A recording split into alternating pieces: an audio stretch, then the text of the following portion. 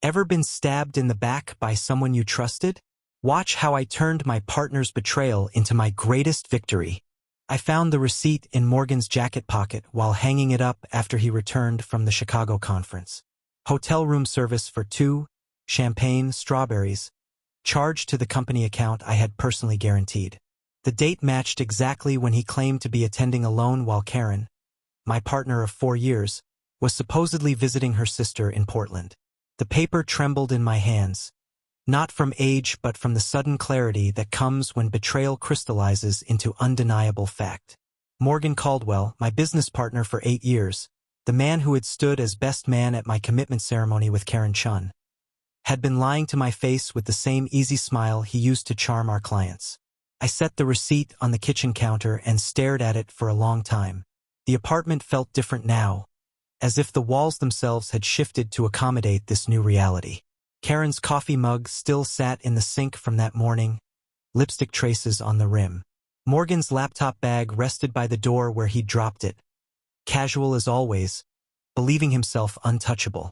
When Karen walked through the door that evening, her cheeks were flushed from the October wind. She kissed my cheek, the same greeting she'd given me for years, but now it felt like performance art. "How was Portland?" I asked, my voice steady despite the storm building inside my chest. "Quiet," she said, hanging her coat in the closet. "Rebecca's kids had the flu, so we mostly stayed in and watched movies." She moved toward the kitchen, then stopped when she saw the receipt on the counter. Her face went white. "What's that?" "You tell me." She picked it up with shaking fingers, her dark eyes scanning the details she already knew by heart. "This isn't what it looks like. Room service for 2, Dom Perignon, the Fairmont, Chicago. Same dates you were supposedly in Portland. Same dates Morgan was at the conference." I kept my voice calm, clinical. "What exactly should it look like?" "I can explain." "Don't." The word came out sharper than I intended. "Don't insult me by pretending there's an innocent explanation for this." Karen set the receipt down carefully, as if it might explode. "It just happened, Davis. It wasn't planned." The admission hit me like a physical blow, even though I'd already known. Hearing it confirmed felt like watching a car accident in slow motion, inevitable but still devastating. "How long?" "It doesn't matter." "How long, Karen?" She sank into one of the kitchen chairs, suddenly looking older than her 32 years. 6 months. Maybe longer. I don't know exactly when it started. 6 months. While I'd been working 16-hour days to keep our consulting firm afloat, while I'd been covering for Morgan's increasingly frequent absences, while I'd been planning our future together. 6 months of lies, of stolen glances I'd missed, of conversations that stopped when I entered a room. "I need you to leave," I said quietly. "Davis, please, we need to talk about this."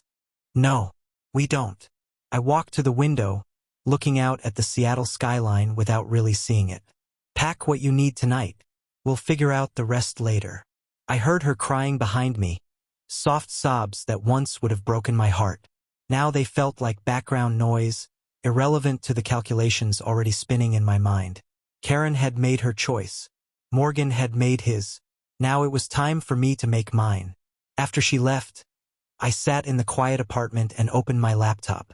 Our business, Caldwell Morrison Consulting, was built on trust. We specialized in corporate restructuring, helping companies navigate betrayal and rebuild after executives had stolen, lied, or simply lost their way. The irony wasn't lost on me. I pulled up our partnership agreement, the document we'd signed 8 years ago when we were young and ambitious and believed friendship could survive anything. Morgan had insisted on equal shares, equal voting rights, equal say in all major decisions. At the time, it had seemed fair. Tonight, it looked like a noose around my neck. But as I read deeper, I found something Morgan had forgotten, buried in the fine print that our lawyer had insisted upon. A morality clause. Any partner found to be acting in a way that damaged the company's reputation or client relationships could be removed by majority vote of the board. The board consisted of exactly 2 people, Morgan and me. Deadlock unless one of us chose to invoke the clause. I closed the laptop and went to bed, but sleep didn't come. Instead, I lay in the darkness planning. Morgan thought he held all the cards because we were equal partners, because removing him would mean dissolving everything we'd built together. He was counting on me being too attached to our shared success to destroy it. He was wrong. The next morning, I arrived at the office early. Our space occupied the top floor of a converted warehouse in Pioneer Square. All exposed brick and floor-to-ceiling windows. I'd always loved the morning light streaming across the polished concrete floors. Today, it felt like a spotlight illuminating everything I was about to lose. I spent an hour going through our client files, making notes, copying key documents to my personal drive. When Morgan walked in at 9:30, carrying his usual coffee and wearing his usual smile, I was ready. "Morning, partner," he said, settling into his chair. "How was your evening?" "Illuminating." I slid the receipt across the desk to him. His face went through several changes: confusion, recognition, and finally, that calculating look I'd seen him use with difficult clients. "Where did you get this?" "Your jacket pocket. You left it on the kitchen counter when you came by for dinner last week." Morgan picked up the receipt, studying it as if seeing it for the first time. "This is a mistake. Some kind of billing error." "Really? So you weren't in Chicago with Karen?"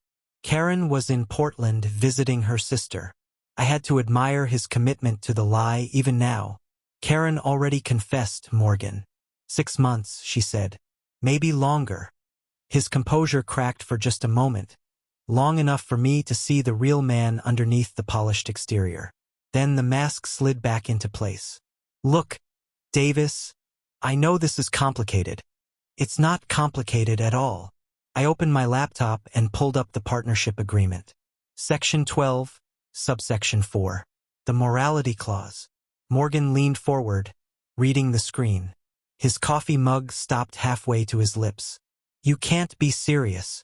Any partner found to be acting in a way that damages the company's reputation or client relationships," I read aloud. "Using company funds for personal expenses, sleeping with another partner's significant other, lying to clients about business trips. Which part doesn't apply? This is insane. You destroy everything we've built over a personal issue. You already destroyed it." I closed the laptop. "The question now is whether you want to do this the easy way or the hard way." Morgan set down his coffee cup, his hand trembling slightly. "What do you want?" "Your resignation, your shares, your client list, everything." "That's not happening." "Then we'll let the board decide." He laughed, but it sounded forced. "The board is us, Davis. It's a deadlock." "Not quite." I reached into my desk drawer and pulled out a document I'd prepared that morning. "I'm invoking the morality clause and calling for a vote. As the invoking party, I get to present evidence first. Receipts, credit card statements, hotel records, witness testimony from Karen. Should make for an interesting presentation to our clients." The blood drained from Morgan's face. "You wouldn't. Try me."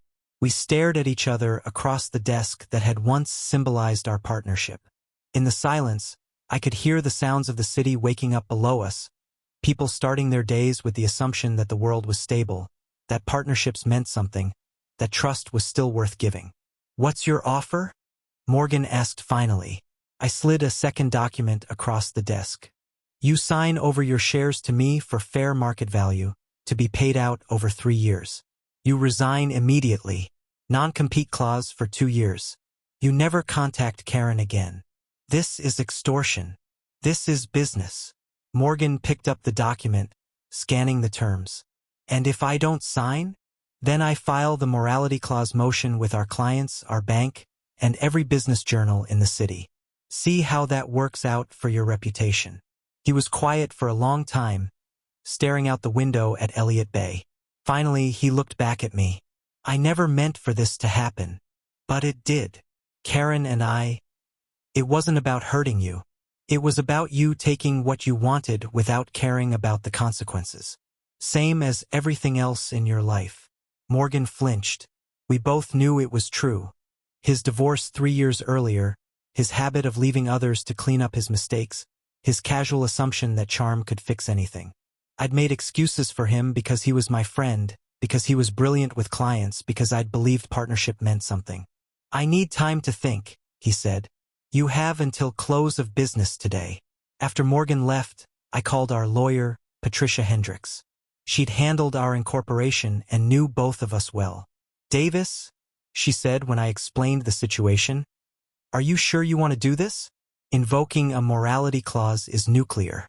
There's no coming back from it. There's already no coming back. What about the business? You'll lose half your client base, probably more. Starting over at 40 isn't easy. I looked around the office at the awards on the walls, the photos from company events, the evidence of 8 years of shared success. Patricia, would you trust a consulting firm where the partners were stealing from each other and lying to clients? She was quiet for a moment. No, I wouldn't. Then neither would anyone else. That afternoon, I had lunch with Tom Rodriguez, my oldest friend and a fellow entrepreneur. We met at our usual spot, a small cafe near Pike Place Market where we'd been meeting monthly for over a decade. Tom listened without interruption as I laid out the entire story. Jesus, Davis, he said when I finished. I'm sorry. That's brutal. I keep thinking I should have seen it coming. How? They were lying to your face every day. Tom stirred his coffee absently. What are you going to do about the business? Keep it. Rebuild it. Show everyone that integrity still matters. That's optimistic. It's necessary. Tom studied my face. You're not just angry. You're something else. He was right. Anger was too simple, too hot. What I felt was colder, more methodical. I'm focused. At 4 o'clock, Morgan returned to the office. He looked like he'd aged years in a single day. Without saying a word, he signed the documents and handed them back to me. I'll need a few days to clear out my things, he said. Take what's yours. Everything else stays. He nodded and walked toward his office, then stopped. For what it's worth, I am sorry. No, you're not. You're sorry you got caught. Morgan left that evening without saying goodbye. The next few months were harder than I'd anticipated. Several clients left immediately, spooked by the partnership dissolution. Others stayed but watched me carefully, waiting to see if I could deliver the same results alone. I worked 18-hour days, took on projects I would have previously declined, and slowly began to rebuild what we'd lost. Karen tried to contact me several times, but I never responded. Through mutual friends, I learned that she and Morgan had moved in together, then broken up within 2 months. Apparently, relationships built on betrayal weren't as romantic in reality as they were in hotel rooms. 6 months after Morgan left, I hired Lisa Park, a brilliant strategist who'd been working for one of our competitors. She brought fresh energy and 3 major clients with her. Within a year, Morrison Consulting was more successful than Caldwell Morrison had ever been. I never heard from Morgan directly again, but his name occasionally surfaced in business journals. He'd started his own firm, struggled to find clients, then eventually joined a larger company as a mid-level consultant. The trajectory was exactly what I'd expected. 2 years later, I was invited to speak at a business ethics conference in Chicago. The irony of the location wasn't lost on me, but I accepted anyway. My presentation was titled Rebuilding Trust After Betrayal, a case study in corporate recovery. After my talk, a young entrepreneur approached me. Mr. Morrison, she said, I just wanted to thank you. My business partner was embezzling from our company. Your story gave me the courage to confront him. What happened? He's gone. The business is struggling, but it's honest now. That matters more than I realized. Driving back to my hotel that night, I passed the Fairmont where Morgan and Karen had spent their stolen weekend. I felt nothing looking at it. No anger, no sadness, just the quiet satisfaction of someone who had chosen the harder path and found it led exactly where it needed to go. The best revenge, I'd learned, wasn't destroying the people who betrayed you. It was building something better without them and letting their choices speak for themselves. Morgan had traded 8 years of partnership for a few months of excitement. Karen had traded 4 years of love for the thrill of secret meetings. I had traded both of them for the knowledge that I could survive anything, that my integrity was worth more than their approval, and that sometimes the most devastating thing you can do to people who underestimate you is simply to prove them wrong. As I packed my suitcase the next morning, I found myself thinking about the receipt that had started it all. Such a small thing, a piece of paper most people would have thrown away without reading. But it had been the key that unlocked a door I didn't even know existed. The door that led from who I thought I was to who I actually could become. 3 years after that Chicago trip, Morrison Consulting was featured on the cover of Pacific Business Monthly as Seattle's most trusted consulting firm. The article mentioned our innovative approach to corporate ethics and our track record of helping companies recover from internal betrayals. I kept a copy of that magazine in my desk drawer, not as a trophy but as a reminder. Some partnerships are worth fighting for. Others are worth walking away from. The wisdom lies in knowing the difference before it's too late to choose. The last I heard, Morgan was working for a mid-sized firm in Portland, managing small accounts and attending regional conferences.